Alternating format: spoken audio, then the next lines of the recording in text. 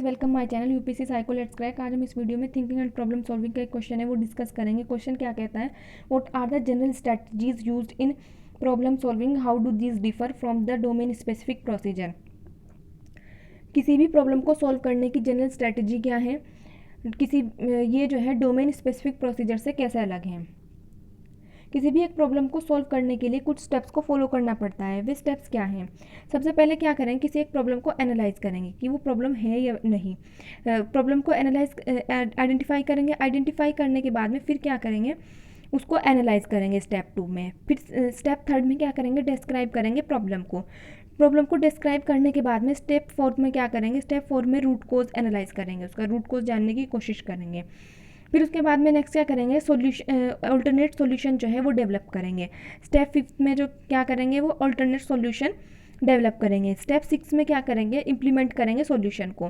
फिर उसके बाद स्टेप 7 में देखेंगे वो जो सॉल्यूशन इम्प्लीमेंट किया है उससे एक्सपेक्टेड रिजल्ट जो है वो आ रहा है या नहीं, उस चीज़ को वो मेजर करेंगे। स्टेप 7 में ये करेंगे। नेक्स्ट क्या करता है, नेक्स्ट हम करेंगे कि कौन कौन सी स्ट्रेटजीज जो है हम अप्लाई करके किसी एक सॉल्यूशन पर हम पहुंच सकते हैं। तो सबसे पहले इसमें दिया गया है ब्रेनस्टॉर्मिंग। ब्रेनस्टॉर्मिंग क्या कहती है, ब्रेनस्टॉर्मिंग वो होती है जिसमें किसी भी ग्रुप में जो है किसी एक प्रॉब्लम को रखा जाता है और वहाँ से कुछ सजेशंस जो हैं ड्रॉ किए जाते हैं। उन सजेशंस या फिर उन आइडियाज़ को जो है फिर कंबाइन किया जाता है। उन्हें कंबाइन करके फिर क्या करते हैं, एक ऑप्टिमम सॉल्यूशन पे रीच करते हैं। ठीक है, फिर उसके बाद में नेक्स्ट कौन सी स्ट्रेटजी अप्लाई करते हैं, divide and conquer. Divide and conquer में जो है उस प्रॉब्लम को एक लार्ज प्रॉब्लम कंसिडर करके चलते हैं और उसको जो है स्मॉल पार्ट्स में डिवाइड करते हैं प्रॉब्लम को, फिर उसका जो सोल्यूशन है उस पर रीच करते हैं।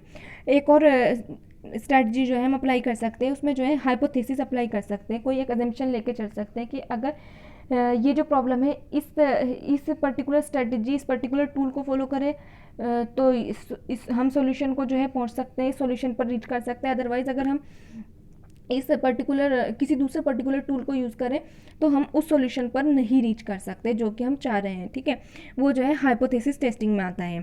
फिर उसके बाद नेक्स्ट क्या कर सकते हैं, नेक्स्ट कर सकते हैं रिसर्च एम्प्लॉइंग एग्जिस्टिंग आइडियाज और अडोप्टिंग एग्जिस्टिंग सॉल्यूशंस। ठीक है, उसमें जो है let suppose similar kind of problem जो है अकर कर रही है, तो अगर कोई ऐसा सॉल्यूशन है जो उसमें अप्लाई किया जा सकता है तो उसको भी जो है हम अप्लाई कर सकते हैं। और फिर उसके बाद में क्या करेंगे, रूट कोज जो है एनालाइज करेंगे। एनालाइज करने के बाद में फिर उसमें जो है प्रॉब्लम का कारण जानने की कोशिश करेंगे। ट्रायल एंड एरर टेस्टिंग भी जो है उसमें अप्लाई कर सकते हैं। ठीक है, ट्रायल एंड एरर टेस्टिंग में क्या होगा, ट्रायल एंड एरर टेस्टिंग में जो है उसको जो है सॉल्व करने का ट्राई करेंगे। अगर एरर आ रही है तो उस एरर को रिमूव करके फिर से ट्राई करते रहेंगे जब तक कि सॉल्यूशन पर रीच नहीं कर जाते। ठीक है, ये हो गया और रूट कोज हो गया। अच्छा, लेट सपोज कोई एक प्रॉब्लम है किसी एक पर्टिकुलर फील्ड में, किसी एक पर्टिकुलर डोमेन में अगर कर रही है तो उसको जो है कैसे सॉल्व करेंगे। ठीक है, तो उसको सॉल्व करने के लिए एक टूल की रिक्वायरमेंट होती है। उस टूल को हम क्या बोलते हैं, उसको बोलते हैं स्किल बोलते हैं उसको। तो स्किल जो है एक इम्पोर्टेंट टूल है जिसकी जो है रिक्वायरमेंट होती है किसी भी एक प्रॉब्लम को सॉल्व करने के लिए। स्किल जो है किसी एक सिंगल दिन, किसी एक पर्टिकुलर डे में जो है कोई पर्सन स्किल नहीं हो सकता, उसके लिए उसको डेली बेसिस पे और कुछ महीने कुछ साल तक जो है उस फील्ड में एक्सपर्टीज़ हासिल करनी होती है। ठीक है, डोमेन स्पेसिफिक जो है उसको नॉलेज होनी चाहिए और तभी जो है कोई पर्सन एक्सपर्ट हो सकता है। ठीक है, अब नेक्स्ट चलते हैं। नेक्स्ट क्या कहता है, how we can relate an expert to the domain specific knowledge. हम किसी एक्सपर्ट को किसी एक डोमेन स्पेसिफिक नॉलेज से कैसे रिलेट कर सकते हैं। कोई भी पर्सन है वो जो है अगर किसी फील्ड को एक लंबे समय से कर रहा है तो वो जो है उस फील्ड में एक्सपर्ट हो जाता है। जैसे कि एक स्टडी कंडक्ट की थी साइमन एंड गिलमार्टी ने 1973 में। उन्होंने देखा कि जो स्टूडेंट्स या फिर जो लोग अपने बचपन से जो है चेस खेल रहे हैं तो वो जो है उस फील्ड में एक्सपर्ट हो गए हैं। उनके सामने लेट सपोज कोई पर्सन 4 घंटे डेली बेसिस पे जो है चेस खेलता है तो वो जो है 30 ईयर की एज में एक्सपर्ट हो जाएगा उस फील्ड में। और वो जो है रिकॉग्नाइज कर सकता है 10,000 से 1 लाख तक के अलग अलग पैटर्न जो कि चेस बोर्ड पर पॉसिबल हो सकते हैं। ठीक है, अब नेक्स्ट क्या कहता है किसी भी एक डोमेन स्पेसिफिक फील्ड में जो है अलग कई तरह की प्रॉब्लम आ सकती हैं, जैसे कि लैंग्वेज बेस्ड प्रॉब्लम हो सकती है या फिर कंप्यूटेशनल बेस्ड प्रॉब्लम हो सकती है। तो उसको कैसे सॉल्व करेंगे? सबसे पहले क्या करेंगे, कैप्चर करेंगे उस मीनिंग का, उस टेक्स्ट का मीनिंग कैप्चर करेंगे, फिर आइडेंटिफाई करेंगे प्रॉब्लम किस टाइप की है, फिर उसके बाद में ये देखेंगे कि कोई इन्फॉर्मेशन मिसिंग तो नहीं है।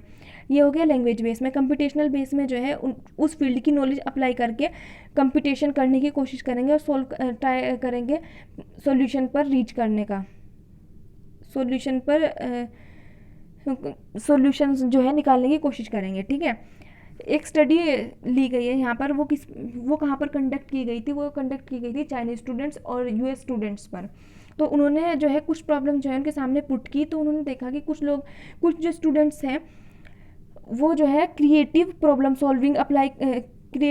सॉल्विंग का यूज़ करके जो है प्रॉब्लम को वो सॉल्व कर रहे हैं, कुछ जो है कंप्यूटेशनल स्किल को जो है यूज़ करके प्रॉब्लम को सॉल्व कर रहे हैं। किसी का कंप्यूटेशनल स्किल हाई है, किसी का क्रिएटिव स्किल हाई है। तो किन किन स्टूडेंट्स का जो है कंप्यूटेशनल स्किल हाई है? जो चाइनीज़ स्टूडेंट्स थे उनका जो कंप्यूटेशनल स्किल था ना वो बहुत हाई था, और जो यूएस स्टूडेंट्स थे उनका जो क्रिएटिव स्किल था वो बहुत हाई था। जो चाइनीज़ स्टूडेंट्स थे वो अबव 10 नंबर को जो है कंसिस्टेंट रूल जो है उस पर अप्लाई कर रहे थे। अप्लाई करने के बाद में वो जो है उसमें उसे जो है 10-1, लेट सपोज कोई नंबर है 11 तो उसको जो है वो 10-1 रीड कर रहे थे, और कोई नंबर है 12 उसको जो है 10-2 रीड कर रहे थे। लेकिन जो यूएस स्टूडेंट्स थे वो अबव 10 नंबर्स में जो है फ्यू रेगुलर मॉडिफिकेशन करके वो नॉर्मल जो है उसको रीड कर रहे थे। तो इस स्टडी से ये पता चलता है कि हर जगह जो है जैसा वो अपने आसपास के इन्वायरमेंट से अपनी कंट्री में, अपने सोसाइटी में सीखते हैं, तो वैसा ही वो जो है परफॉर्म करते हैं। तो हर एक फील्ड में अलग अलग तरीके से बच्चा सीखता है, अलग अलग तरीके से वो परफॉर्म करता है, उसकी अलग अलग स्किल होती है, उसकी जो है डिफरेंट स्किल होती है जो कि किसी एक प्रॉब्लम को सॉल्व करने के लिए वो अप्लाई करता है। ठीक है, तो ये था आज का क्वेश्चन का सॉल्यूशन। Thanks for watching.